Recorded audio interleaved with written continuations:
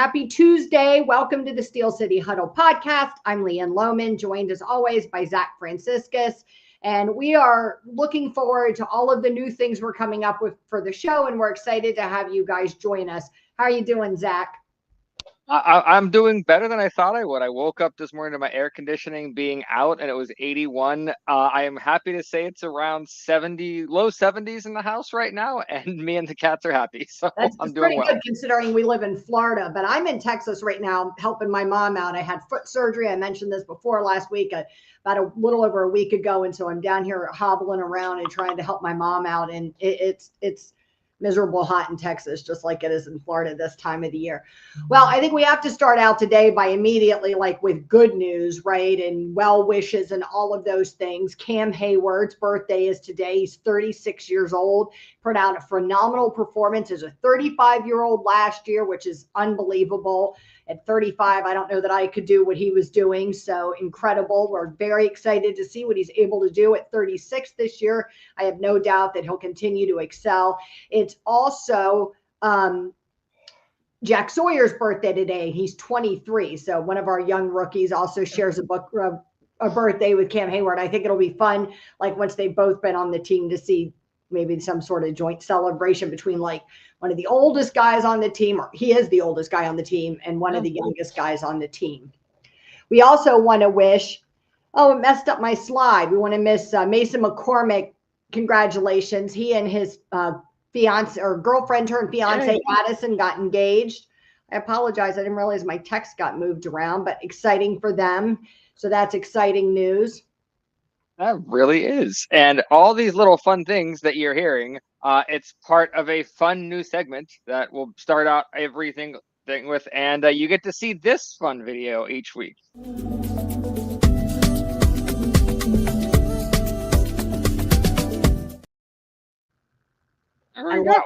I love it. So we also wanted to bring up Will Howard. He kind of hit the ground running this week. The videos of him have gone totally viral, which I think are amazing. Like him being so excited, praying for it to be the Steelers that drafted him. And then all the videos of him working out and practicing. So I think it was awesome fun to see that. What did you think when you saw that stuff about Will? It's another level added on to what I really enjoy about Will Howard. And I'm not a snob when it comes to this kind of thing, but I am very proud that I feel like I'm in a different class of Will Howard fan than a lot of Steeler fans. A lot of Steeler fans are like, you got to start him, let Will Howard roll. I'm like, no. You let him sit on the bench for a little while. He needs to learn, he needs to grow, and then he's going to be a very good quarterback. I've watched some of his tape, and I'm going to compare him to Chad Pennington. A lot of people might not remember that name, but Chad Pennington had a definite ceiling. He didn't have an arm that could go the entire way down, but he found ways to make up for it. He was successful. And so seeing him be this excited about Pittsburgh and knowing that he has a decent future ahead of him if we do it right, I'm very excited about Will Howard in the right way. Yeah, I agree. I agree. I feel the same as you. I know that a lot of fans are really pumped up. They believe that he's going to be this guy that makes this, massive day one impact. I think that's a lot of pressure to put on him right out of the gate, right? So like you, I feel like he needs some time to adjust to the NFL. And I think if it's handled properly, I think he could have, he's getting compared a lot to Mason Rudolph. I think he could have a higher ceiling than Mason, because regardless of whose fault it was, the team's, Ben Roethlisberger's, Mason's talent, whatever it is, I don't feel like he had the best start coming out of the gate in Pittsburgh. So I hope that if we handle Howard a little bit better, that, that will help. So we'll help him out. The other thing we wanted to bring up is that Mike Tomlin, as of May 4th or 5th, is now the highest tenured, May 6th, the longest tenured coach in North American sports. So, you bring in South American, some of those in Europe, some of those soccer coaches have been around for decades and decades, but Tomlin is now the longest tenured coach in any North American sport. I think it's tremendous. I think it speaks volumes about the Steelers and their loyalty. It does. And it made me feel a little nostalgic. And I remember watching the very first, not real game, the first preseason game with Mike Tomlin. I was at my aunt's house and I took a deep breath and I looked at everyone. I'm like, okay, first time without Bill Cowher in my life. And I took a deep breath. So there's a lot of fans out there that because 19 years is a long time. So sometime in the next 5 to 7 years, there will not be a Mike Tomlin on the sideline. It's When crazy. that time comes, everyone will be okay. I was okay. Those who went from Knoll to Cower were okay. So, but that's wonderful. I'm so excited Yeah, for him, and and he then has to feel a sense of pride. yeah, anybody who's watched the show knows that I'm not a Tomlin hater like a lot of the fans are. So, do I always think he makes like the perfect choices? No, I'm not blind, right? But I've always been pleased with the way the Steelers organization tends to stick with their players and their coaches and to be loyal. And it feels like when they cut ties with somebody, they know it's the right decision. I always think about Antonio Brown and how he kind of collapsed and fell apart after he left Pittsburgh. Things didn't work out with Le'Veon Bell. It was like they were aware that he just wasn't going to be worth that amount of money that he was asking for. So I feel like they make smarter decisions and less emotional ones. So I do know there's some sentimentality tied to keeping around a coach that long, but it's interesting. So I was curious, did you see Mason Rudolph's little video that popped up on social media the other day of him saying how happy he is to be back in Pittsburgh and it's a sports city like no other? And I was surprised how many fans had strong feelings about that video. What did you think when you saw it? Well, at first I thought we were looking at Mason's evil twin brother because that goatee came out of nowhere. Right. So, but I'm genuine. I'm on the positive side of this. I think we did Mason wrong, and like I think a lot of people do, and he's genuinely excited. And guys, we don't deserve this. We don't deserve this nice of a Mason Rudolph coming back to Pittsburgh, and we have it. So I'm grateful to him for legitimately bearing whatever hatchets they had to, putting it behind them. And what I'm curious about, LeeAnn, do you think that Mason Rudolph is going to do what he didn't get? And do you think he's going to mentor Will Howard and all more because he didn't get it? Or do you think it's not in his wheelhouse because he didn't get it? I think he'll do it because I think he's just such a nice guy. Like, I just think that's the kind of person he is. Do you know what I mean? Like, I will say, like, he's one of those players. Look, I think teammates always come out about their fellow teammates and, oh, support him, show his support. He's a good guy and all that stuff. But with Mason Rudolph, it goes like above and beyond that. I mean, guys that don't have to be nice to him anymore, like Ramon Foster and Marquise Pouncey, like those guys, they sing his praises. They love him. They cheered for him to be successful in Pittsburgh, more than just like your normal level of you're hoping your former teammate was successful or your normal level of, that your team is successful. It's more than that. They genuinely feel like he's such a good guy. So I think he will, because I just think it's kind of in his nature to be nice. I also think that, a lot of times when people aren't treated well, it doesn't always mean that you turn that back around on other people. You know what I mean? So I hope that maybe from that experience, he recognizes that isn't necessarily the best way to do it. I know that there's people who feel like, there is nothing in a quarterback's contract that says you have to mentor rookies, right? Like that's not part of your deal. But I do think it speaks to like the team, right? You hear these guys, like especially the defensive players, they talk about that Steelers way getting handed down to them, from one generation to the next, right? And now TJ Watt's doing it with these guys because he got it from James Harrison and, all these other guys have been handed down over the years. And so I feel like we kind of lost that on the offense. We had it for a while with that offensive, Roethlisberger's offensive line and the 20 teens. And then once that group kind of all retired at once, I feel like we lost that. And so I hope that Mason has that kind of spirit and he gives back with Howard. I feel like Howard is like cut out to be a Steeler. I mean, it just feels like he is like as a human being. And so I think it should be a good fit. Yeah. I agree. And I think that kind of leadership you were talking about in the what we've lost, I think it's coming back, not just with Mason, but it seems to be a couple places. DK Metcalf is there to do what maybe George Pickens couldn't do. You had Isaac Seumalo who could teach these rookies, and Zach Frazier seemed like a sponge, Zach and he seems Frazier. already he could do it. Right. I mean, he's Exactly. like a born Steeler, right? It just feels like he's a born Steeler, like a natural born Steeler. And you did hear that last year, especially from some of the former players talking about how, you know, he's already showing those signs of stepping up in that way. And so, you know, Craig Wolfley talked about it quite a few times, you know, that he felt like he was already stepping up in that role. And that's as a rookie. I mean, that's unbelievable.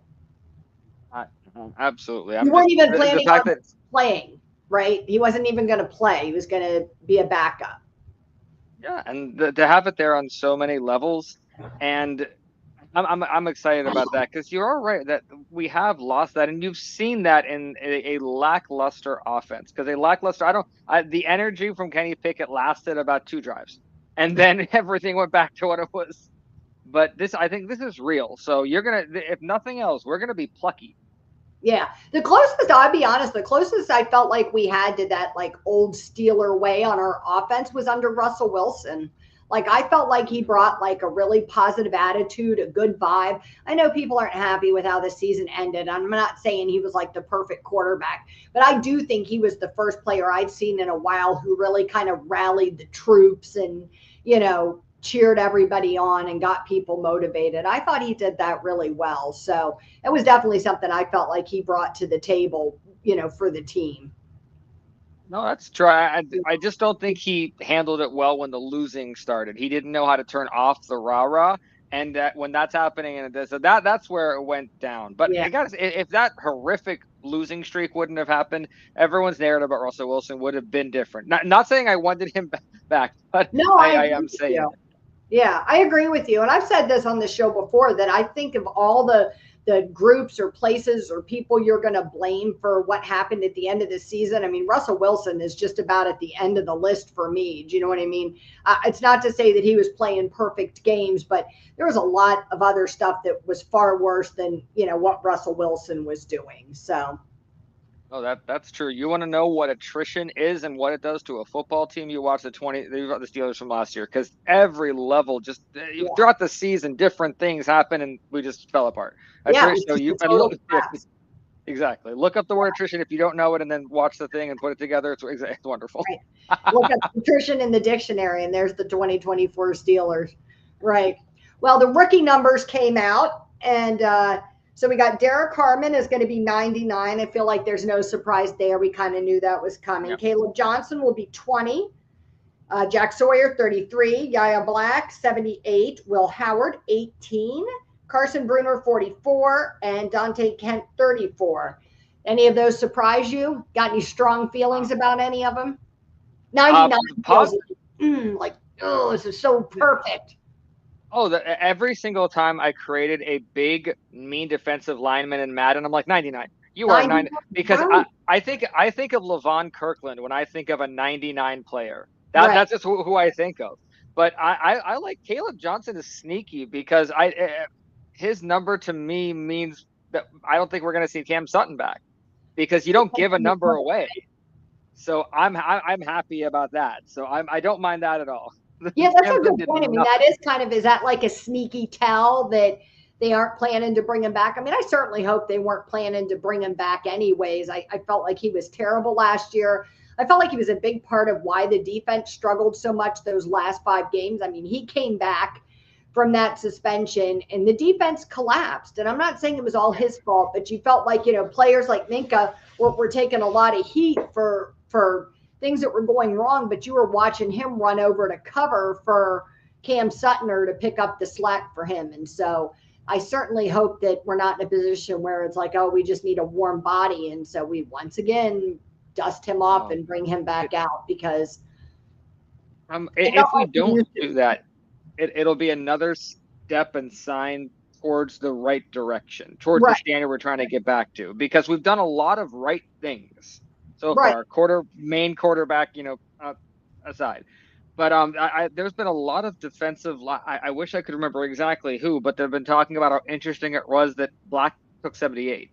That 78 as a defensive lineman is interesting, and then they went back to the 70 Steelers, and there was a lot of 70s guys on there. So that one stood out to me. I don't think I know a lot of defensive linemen that took a number in the 70s The area. 70s. Yeah, that's unusual. I wonder, like, let's see, who's worn 78 for the Steelers? Because I always think when we talk about 99, I think of Brett Kiesel. Um, Ah, John Baker wore it in the 60s. Mark Katana was only there for a year. That guy was only there for a year. James Daniels had it from 22 to 24. Lou Ferry had it in the 50s. Gary Howe had it in the 90s. Tim Johnson had it in the late 80s. Max Starks. So I forgot Max Starks wore that number. And Villanueva. That's interesting. Oh, wow. Yeah. Two names I should think about more often on a daily basis. Oh, and Dwight White wore it. He was Dwight. Okay, so there's a big name wearing that number. Okay, interesting. So that's a big. I'm gonna look it up. I'm curious if there's a special meaning behind that, because he seemed like an in the 90s kind of guy, but 78. Yeah. If it means something more to him and it drives him a bit more, I'm fine with that. Yeah. I don't know why. 44 just fits Bruner. Yeah. I don't know why I look. I'm like, yeah, that fits. Good job. Yeah. I like that. I agree with you. Well, let's shift our focus a little bit and talk some tea, spill some tea on all of the kind of quirky stuff that's popping up. That means we have a video.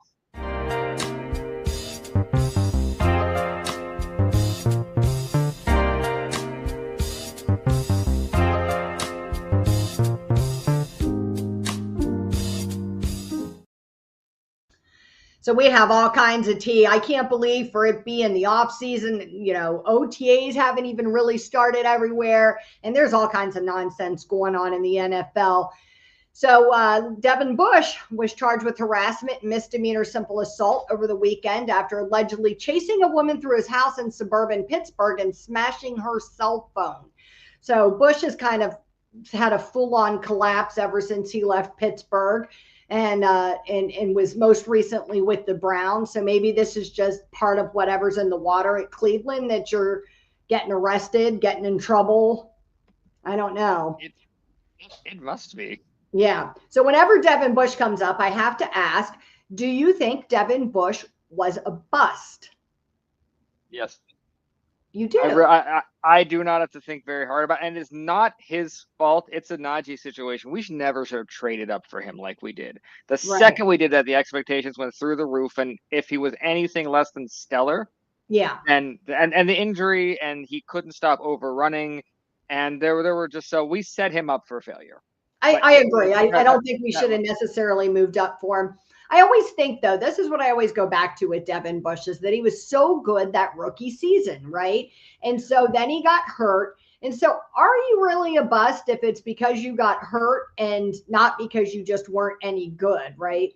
But I do know there are other players who've had good rookie seasons and then they fall apart as time goes on, right? So there's no telling whether he would have been able to sustain that or not. But I question any player. I don't know. Look, who knows? Something clearly happened to him with that injury, right? So either his knee was never right again after that, or mentally he was like scared to get hit or scared to get hurt again or something, is what it felt like. So it's hard to say, but I don't know. I always wonder, always curious if people feel like he's truly a bust, or do you feel like he just never recovered from that injury? Well, if he wasn't a bust, then I would call him the second coming of Kendra Bell. That's what I would call him. People need to go back. That's what I would, because Kendra Bell was brilliant, and then he existed, and that's kind of what happened. So no, I nothing against that's the perfect case, right? It wasn't injury related. He just was good, and then he wasn't good, like you said. So could that have been Bush? Could Bush have been good that rookie year and then been crap afterwards? I mean, that's entirely possible. Seems like he was young. He should have bounced back from that injury better than he did. I mean, you hear guys with far more devastating injuries than he had, and return close to fighting shape, and he just was never the same. Never. I'm not saying anything negative about his mental strength or anything, but because I went through a knee surgery, like a full ACL reconstruction from an ultimate frisbee thing, and you work at that time it was a year recovery, but I didn't get scared until I stepped on that field, and the first time I had to jump was one of the scariest moments, because everything is, you're like, I will year for this if I land wrong, if I ever. And it took about a month for me to get over that. Some people never do. Some people, they don't lose a step. They're afraid to take that full step. So I think that's what happened to him. He just went the other direction. He was too scared to do it again. I think that's really fair because that's kind of how I've always felt is that like it was like he was afraid to really fully commit to playing as hard as he used to. You know what I mean? I can only Mhm. imagine that was you've had it done, you know, better than I do, but that's got to be an exhausting, painful, stressful process. And then you add on top of that, in his case, this is his livelihood that's at risk, and you're, you know, your first round draft pick. So you're supposed to have this expectations of how good you're supposed to be, and you know now you're worried about how this is going to impact, you know, your career. So yeah, it got out of hand for him. It's a shame, but now It he's is, immortal. and too many people tried to compare him to Ryan Shazier way too early, and Look, we the amount wanted of really pressure. badly. We wanted really Yeah, badly for somebody to be Ryan Shazier, and that's an unfair comparison to put on anybody. it really is. But Yeah. yeah, but Cleveland's gonna Cleveland. Right, right. It sure is. Well, maybe Cleveland will sign this guy because Justin Tucker was officially released by the Ravens in what they called, quote, a football decision. I suppose that had nothing to do with the accusations of inappropriate behavior by so far 16 massage therapists. So it seems like he would be a perfect fit right over there in criminal town in Cleveland or whatever's going on there. Seriously, and I'm I'm used to being disappointed in the Ravens. But I saw a tweet today. It was that the Ravens only got rid of him because he made himself a liability on the football field. I was just going to say that. I was just going to Why? ask you if he was Justin Tucker of a few years ago. You know, do you think the Ravens would have gotten rid of him? I don't. I don't think so. I Um, mean, there's guys in I, the league that have done far worse than harass a that, few massage that's therapists. true. I'm genuinely wondering if we would have even ever heard of it. Because if it's the Justin Tucker of old, you are an untouchable star on that team. And the movies and shows aren't that far off. I'm sure a lot of stuff happens that we just never hear about, like the traffic stops and things. But Oh, stuff like sure. this happens too. And I'm genuinely thinking that they would have gone to greater extent to just quiet everything. But at this point, they were like, "Here we go. Here's our chance. Draft a kicker and gone." And so. Yeah. Yeah, I agree with you. I mean, I think the reason that everything really came out about Deshaun Watson is because, you know, there's so many people making accusations you couldn't sweep it under the rug, you know, and I think social media now, you know, when you're talking about something where there's a large group of people all making the same accusation. I think if this was one massage therapist, you know, maybe they would have been, or two, maybe they would have been able to pay her off and get her to, you know, go away or whatever, and not mess with them. And I, you know, I wouldn't even be surprised if the franchise somehow helped with that stuff a little bit, you know, quietly under the Totally. table and make sure that stuff goes away. But yeah, so no surprise there that he's in a little bit of trouble. It's baffling because I legitimately can't understand with the incomes and the everything that this I it truly baffles me. And the number is there. You think after three or four, you're like, oh, wait a second, I should rethink some things or all that. No, no, apparently you don't. Apparently you Right. just keep it's Right. just it's like he used Deshaun Watson as a role model. 16 is a lot of people. That's a lot of people to not realize that you're getting in trouble. Big Poppy said no, they had to give him a new contract. See Ray Rice and Ray Lewis. They did No, finally that is let Ray Rice true. go when it got like so bad. When the video came out and we're like, oh shit. Yeah, yeah. I mean, I don't know how Yeah, you. I don't think they would have though. Otherwise, I think if there had been just the no, accusation, because the thing is this stuff happens all the time, and the women take it back. Do you know what I mean? There is no video and they take it back, or they decide not to go forward with pressing charges, right?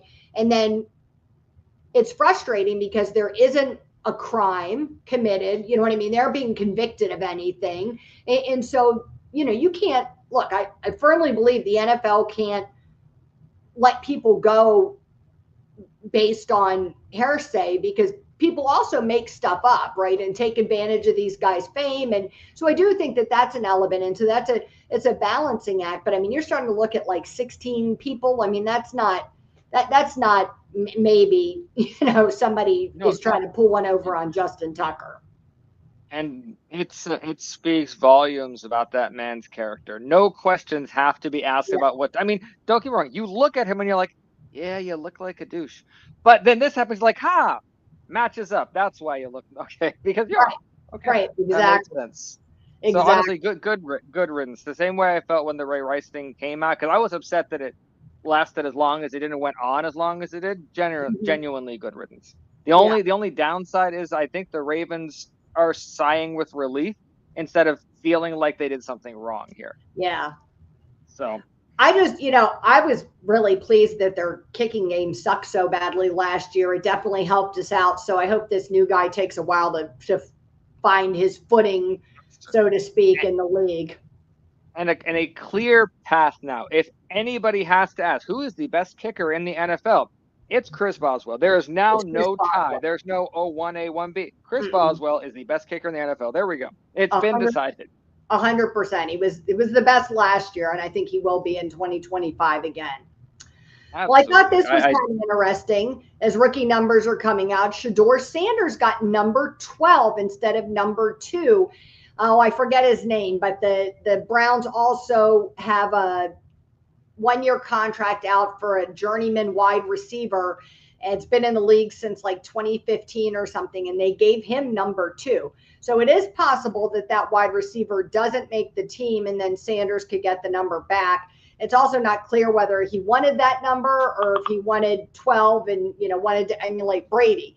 But speaking of Brady, I thought it was really interesting. There was a video that came out where Tom Brady is talking to Shador and Deion Sanders on video chat, and he's asking him about what he should do. And Brady says that he needs to stop worrying about buying Rolls Royces and spend more time in the film room studying film and breaking it down. It was, I mean, just, I don't applaud Tom Brady very often, but he said he needs to get his ass in the film room and spend that time, as much time there as possible, rather than worrying about buying fancy cars.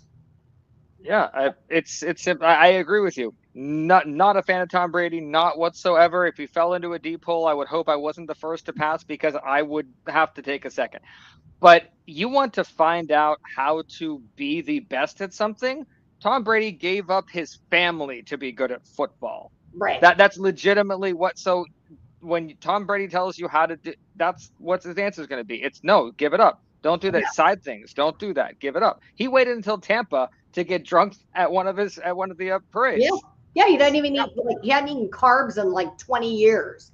yeah. Unbelievable. Yeah. The man is dedicated. So you can't question his dedication. He recently put out a video of how to throw a football like Tom Brady. And it's fascinating. You have to YouTube it sometime. It's really interesting. And he was talking about how you can apply that not just to playing football, but also to your golf swing and like any other ball handling sport that you play. So yeah, it was pretty interesting. So we were watching it at my house a week or two ago and kind of breaking it down. And yeah, it was interesting. It was well I'm done. a It talked about the difference between like him and how he played and how he learned to throw the ball and like what the young guys do now and how they like it's all this stuff. I won't go into all of it, but like about how energy comes from the ground up through your body and you have to release that through your arm. And he talked about how they all wanted to come from their big strong arm, and that's not the way to be powerful. So it was kind of interesting peek inside that of is his mindset. absolutely. I even when I was younger and really despised Tom Brady because I really did when he was Yeah. playing, especially when I was younger. But secretly, I learned how to throw a football because of Tom Brady. I it's a I was in Thailand. Not a lot of people there could play football with me. I had all sisters at the time, and I would teach myself, but just throwing and watching Tom Brady. So yeah, watch that. But I have to watch that now. I'm really Yeah. curious because I'm wondering how much stuff I do without realizing why I Yeah. was doing that just from Yeah. watching him. Yeah, love him or hate him, there's no disputing his talent. I mean, that's just indisputable. I think most of us hate him because, I mean, at least as a Steeler fan, was all the years that we should have been going to Super Bowls and weren't, thanks to him. So, well, speaking of Shador Sanders, and the bizarrest thing I think I've read this week, Antonio Brown was on one yesterday. I don't know what was going on with him, but he posted out yesterday that he went to Deion's house, train his son, Deion Jr. in 20, he said that was in 2014. Then in 2017, uh, Shiloh came to Pittsburgh. that summer and was fighting in trouble, and Rapp and AB got in the fight. Dion said help. I mean, all this nonsense, right, about that. He said then he comes to Dallas to run routes with Shador and Shiloh. Same trip. He said that he was fishing with Dion, and he said that he got the hook stuck in his toe, and he said he had no shoes on. So I loved it because then somebody responded to this and said that, clearly prime hook Tony toe tap in the toe or something. I thought it was hysterical. And then he said, if you ain't need help, and you sure help no one. He said, so he's mad at Dion and Shador, and is just on like a total rampage on Twitter about him. And then it just goes downhill from there, because you have that tweet, and then he comes back a little bit later and he posts this one. Shador Sanders, you're not Cam Newton, not even close, bro. A generational talent, and he still got smacked at Parks. So I don't know why AB's got beef. Did he mean Cam Newton, or is this just AB really high and he meant Cam Ward? I'm trying. I don't think AB knows what he's saying at this point. I really wonder. I know I've heard stuff before about how like AB has other people post stuff for him, but I don't believe it. This is straight AB posting this stuff. This isn't his social media guy, and I'm not really sure what was going on in his mind. But then he comes back later in the day and he posts this gem. Soon I got paid my second contract. They tried to play me, but I beat the fuck out of Ike Taylor on Family Day. Now I do remember him and Ike getting into it on Family Day. I didn't think that the results were quite the results that AB is promoting. I've heard Ike Taylor tell that story, and he tells it the other way around. But man, AB was on one yesterday. It was an entertaining day. And it's been a bit since this kind of consecutive tirades have come out, because this used to be like every day a bit ago, and I guess his team started hiding his phone and he found it yesterday. That's all I can imagine, because there's no reason for any of this. None of those tweets had a purpose. They were just there. But you can't help but be a little sad about it. Yeah. So I'm like, oh, bud. So I think of all the videos I watched, like comparing what just even his smile before the hit and after the hit. I'm like, oh, Vontaze Burfict, you son of a bitch. Yeah. I feel, he's a mess. Your mom is apparently not happy with your confession about Tom Brady. Oh, shit. Yeah, I don't know. I just say I disown one of my kids. So, I mean, you might be in trouble, Zach. You're going to have to make Mother's Day right around the corner. So you're going to need to make it up to Vicky. I will. And what makes it worse is I coached in Thailand too. So I was teaching other people. So no one knew. No one knew that I was watching. Spread it all over the place. Oh. So I wanted to bring this up too. I thought this was interesting and get your take on it. I always love to hear when former rivals, pay a lot of respect to the Steelers or vice versa, right? And I think the Steelers and Ravens, the reason that I don't hate the Ravens as much as I hate other teams is because I feel like we do have so much mutual respect for each other. Don't get me wrong, I'm not cheering for the Ravens and I'm not a Ravens fan, but I respect the rivalry. I always have, and I respect the competitiveness. So Terrell Suggs was recently on a podcast, and he said that Ben Roethlisberger is historically underrated. He cited that he's won more rings than Drew Brees, Dan Marino, and Aaron Rodgers. And he said it on Rory and Mel's podcast. He said, I would say Roethlisberger's underrated. He got more rings than Rodgers. He got more rings than Brees. He got more rings than Marino. He got as many as Peyton and Eli. So I would say Roethlisberger is probably the most underrated. I love that. And I'm curious what you think, what people watching the show think. Do you agree? Do you think Roethlisberger is underrated? Oh, criminally underrated. Yeah. No pun intended. But yeah, I genuinely feel that. And I remember when we first started playing in his first few years, I would get really angry about it. I'd be like, why? And it wasn't just them. Ben was treated differently. The sacks against other people, because of how big Ben was, they're like, no, we're going to let him. Just no, it's Ben. It's fine. So he was underrated, and there was a different system for Ben. So both of that, absolutely. Ben deserves to be talked about much more often, and I think it's because he didn't do it the prettiest. And everyone forgets he's the only quarterback in the NFL to have passed for 6 touchdowns in consecutive games. Yeah. So how much prettier do you have to get? Do you think he's a lock for first ballot? He should be. If not, He that should would be. be that's horribly insult. There's no he statistically he's there. He has the Super Bowls, which Right. everyone said that you need. He's been to three. He's won two. He just doesn't have the MVPs and all that everyone else does. But that's because no one ever looked a second in his direction for those things. Yeah, I agree with you. I think he got overlooked a lot of times. I don't know what it was about him that made that happen. I think that part of it is that he wasn't playing the game as much as some other quarterbacks do. Do you know what I mean? I think that other quarterbacks, maybe Brady, the Mannings are very gregarious and outgoing, you know what I mean? And, a lot of commercials and all, on all these shows. And that really wasn't Ben's thing. So I always wondered if that impacted him a little bit, that he wasn't as into all that stuff as other people. You know what I mean? He wasn't winning those, outside Pittsburgh over because he wasn't doing all of those things.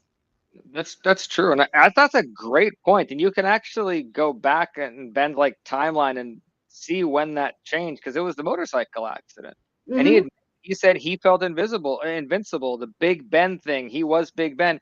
He changed everything Yeah. about his life after that, and I think he didn't care about playing the game after that, and that's why Yeah. he didn't want to go back to the Big Ben of it all. He was fine just being Ben Roethlisberger.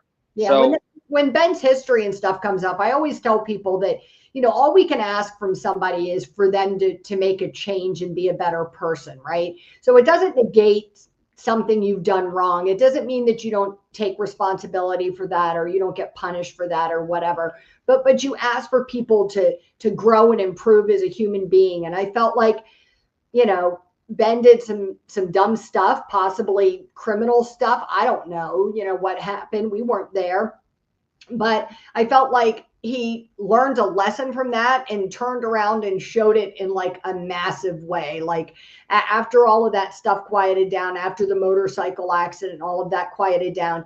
I mean, you never heard like a whiff of controversy about Ben in any way, shape, or form. So I don't know if it was those incidents and his own personal, I mean, it's always his personal growth, but if his wife was an influence in that, and then he just started growing up a little bit. But I always think how young these guys are when they come into the NFL, and tell people that your brain isn't even fully developed at that point in your life at 22 or 23 years old. Like physiologically, your brain's not developed. And I always say, if people don't believe that, you don't have to look any further than car insurance companies. It's the reason that they don't drop your insurance rates until you turn 25, because particularly young men tend to continue to make very impulsive decisions because their brain isn't fully developed until then. So it's why they do dumb stuff like ride motorcycles without helmets and believe they're invincible and all these things. So I don't know that Ben and many of these other guys did anything different than everybody else does. They just had money to do more and the spotlight on him. But I felt like he's grown and changed, but I felt like when all of that happened, then he did kind of withdraw himself from all of these, like, I mean, he'd do his post-game interviews, but it was always like one-word answers and like a quick snippet about giving credit to the other guys or whatever, and then he was off the field. He wasn't a big talker. That's true. And it wasn't just like a small switch. Like for people who don't remember 2005 Ben after that Super Yeah, Bowl, he was on Letterman getting his beard shaved. Him and the offensive line right. went to a WWE thing and were part of that. Ben was out there. He was Yeah, in commercials. He was and so it was, uh, whether you think it's an actual sacrifice or not because of the money, that's something I believe Ben did sacrifice because he yeah, understood he would be giving up another part of the life that the Brady's did get and the Mannings did get that he wouldn't get to have. yeah, And to do that, knowing that you are trying to do better, that's admirable. At least I Yeah. like that. You look at guys like Jordan and LeBron, they make more money from endorsements and things like that. Brady, Yeah. I'm sure, more money from endorsements than they ever did from playing the game. It's the reason why you can afford to play on a vet minimum and, all of those kinds of things like Brady was known to do in some of those years to keep his guys around. Exactly. And Terrell Suggs I don't hate many players, but while Suggs played, oh my God, God. Oh, just looking at him, I'm like, oh, I just don't like you in it any just way, made shape, or me so form. angry, Yeah, right? but Oh, the respect is absolutely, and I can't wait for guys like that to retire. I'm like, just retire so I can like you. Just retire so we can. And the second Ray Lewis and him, right, I'm like, there you go. Hell right, of a career. I'm glad you're. And so for us, Terrell Suggs to say that, I genuinely appreciate that because game recognizes game, right. and for when you talk about pure competitor, if you haven't put your own nose back into place in the middle of a game, then gone back out and kept playing, you can't say a word about it. Right. That is the truth. That is the truth. He was tough and he was part of what made those games and that rivalry so great. So tons of respect for him coming out and saying that about Ben. I definitely, I've heard Ben pay similar compliments to those Ravens defenders over the years. So I think that's interesting. So Aaron Rodgers. This is the first show that we haven't brought Aaron Rodgers up until the 41-minute We, mark. we tried. Yeah, you can't avoid it. I mean, what do you think? I mean, do you are you getting more hopeful that he not hopeful is maybe not the word. Do you think it's more likely that he's coming or less likely that he's coming than you did a week ago? I I honestly don't think I feel any different. I'm just Yeah, surprised that every Pittsburgh pundit that I listen to, it's a foregone conclusion. foregone None of conclusion. them say if, they say when. And these are guys who really know what they're talking about. It's not just people on the street. It's guys who are in the so I'm kind of just like, you know what? I've resigned myself. That's the best I can do right now is resign myself to the situation because my hope is that he doesn't. That's my hope. I'm hoping that we just get to ride with Mason and we get to go. But if Aaron Rodgers does come, I'll find a way to breathe and I will cheer for this team. Yeah. But I'm just I don't like that it's being dragged on this much, and I don't like that the Steelers don't seem to care about what it looks like.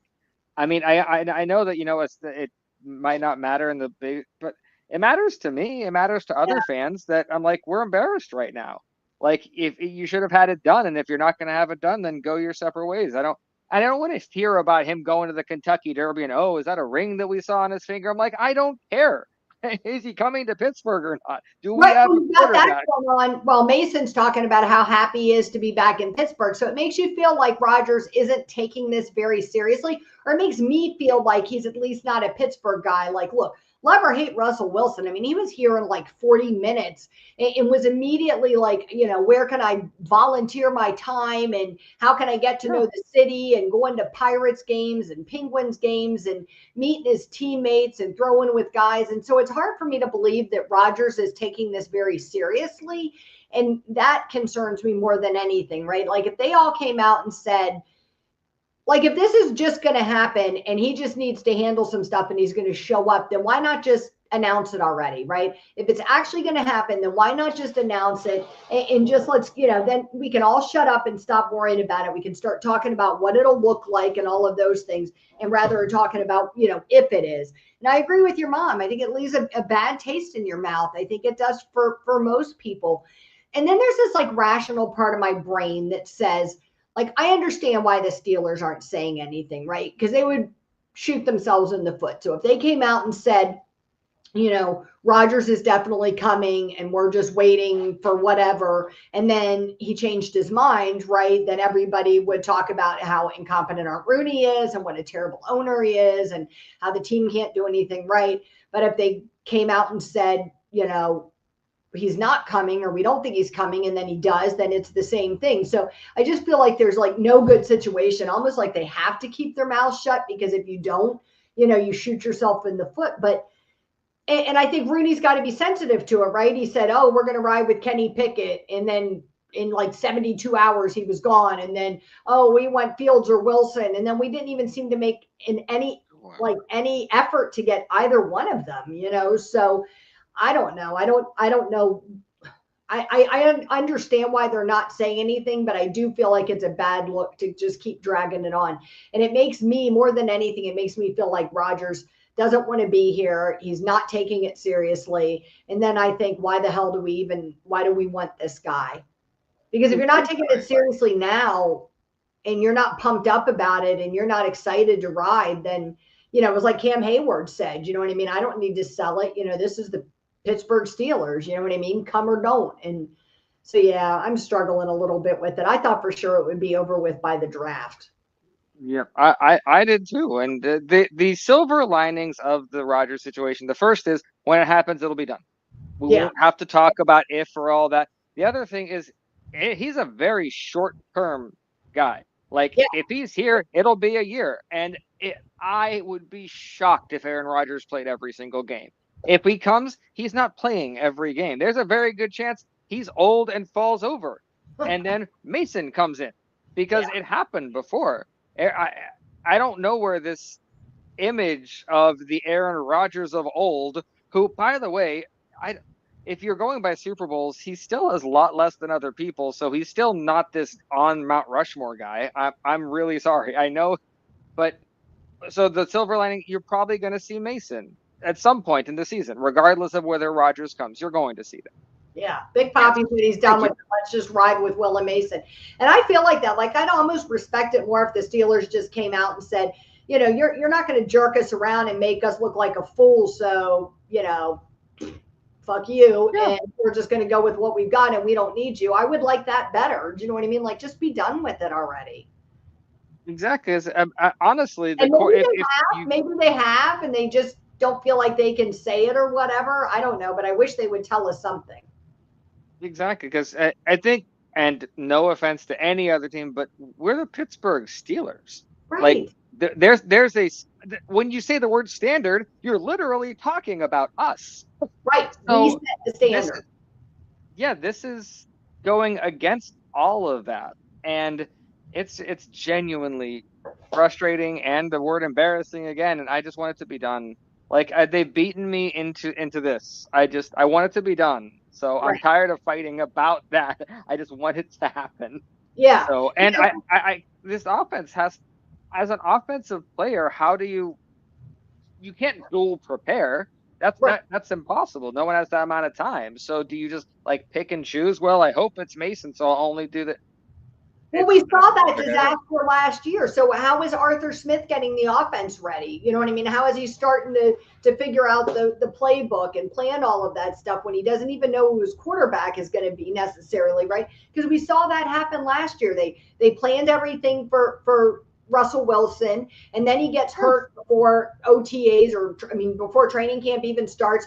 And then all of a sudden we're pivoting to go to Justin Fields. And I'm sure he made some adjustments, but you know, we heard it all along that, you know, he was running this offense that he intended for Russell Wilson. And now we're using Justin Fields in it. And so I feel that same way. Like if, you know, and it's why I don't want to give him a whole bunch of money because he's old. And if he goes out there and gets hurt again, and then, you know, we're dealing with that and then putting, you know, Mason in and didn't plan for that. I'd rather at this point just plan for Mason and it is what it is. I wouldn't. I am holding Aaron Rodgers accountable. Okay, as much as I can. But he actually specifically I forget what show it was and said, no, the rumor that I'm asking for all of this money is ridiculous. He's like, I just want to be happy. If that is true, you better come here for $10 million or less. If that is 100% true, then leave us some money to spend, and then we can get TJ wrapped up and do all that. Well, especially if you jerked us around for 3 months. Do you know what I mean? You can't jerk us around for 3 months and then ask for $40 or $50 million. I 100% agree. So just let's finish this up. But what a great point you just made about the Arthur Smith situation, because it's not like Arthur Smith has been in our system for a while. This is only his second year. And for the second straight year, you're going to handcuff him and everything else when he I don't want to say inept, but he obviously proved you can't prepare for two quarterbacks. You don't have that ability. I don't know that very many offensive coordinators can when they're such different quarterbacks, like with Wilson and Fields. Like those are very different quarterbacks. You know, Wilson's advanced age. So I don't know that very many offensive coordinators can do that or are prepared to do that. And I think it's why so many teams struggle so much when their quarterback goes down. Unless you were lucky enough to be the Baltimore Ravens and you have like what's his face, Tyler Huntley or whatever, backing up Lamar Jackson, and he's like the light version of Lamar, you know, so they almost do like the same thing. I mean, he played the Steelers. He actually played the Steelers better than Lamar did at times. He did, and we might have that because I remember when we drafted Mason and when we drafted Landry Jones, they were like, okay, look, these are little versions of Ben. This will be great. Yeah, right. Will Howard is as big as Josh Allen. Right. He's a big guy. Right, and that's what Art Rooney said that he wanted for this year was to have, you know, your primary quarterback and your backup quarterback be similar quarterbacks so that it makes sense within the offensive, you know, process. If somebody does get hurt, it makes more sense. So it'll be interesting to see because, you know, I think no matter what the team does, there's always going to be a group of the fan base that picks them apart and is unhappy and calls Art Rooney names and is mad at Mike Tomlin. Like that's going to happen regardless. But you know, he's got to also avoid shooting himself in the foot with some of this stuff, you know, like this and not having, you know, the team doesn't have a quarterback and we're heading into summertime. That's true. And another possible silver lining is if there was a season where we had to be in this weird, we don't know who our quarterbacks is flux, let it be this year. This is a full on rebuilding year. We're not supposed to do anything this year. If we do, then that's gravy. But so let the flux and weirdness happen, and then let's move on from it. Yeah. So if it had to happen, about it, shockingly, like normally I would be upset about it, and I'm not. Just ready for something to happen. Exactly. Yeah. All right, Zac. Any final thoughts as we put this next episode in the books? Just whatever is Aaron Rodgers. If for some reason you stumble onto this, just end it. Just say one way or the other. And our misery. Just put us out of our misery already, please. We will be back next Tuesday night with another episode. If you're catching this after the fact, please do us a favor, like, share, and subscribe. We really do appreciate it. You can follow us and the Steel City Huddle all on X. You can also find us on Blue Sky and follow us on YouTube and let us know. I'm curious to hear what you all think that are watching. If you feel like Ben Roethlisberger wasn't given the respect he deserved all those years that he played in the NFL and then after the fact, and then whether or not you think he'll end up being a first ballot Hall of Famer. Curious to hear what you think. Thanks, everybody. Have a good night. LeeAnn and Zac would like to thank you for tuning in to the Steel City Huddle podcast. Don't forget to like, share, and subscribe so you don't miss a thing.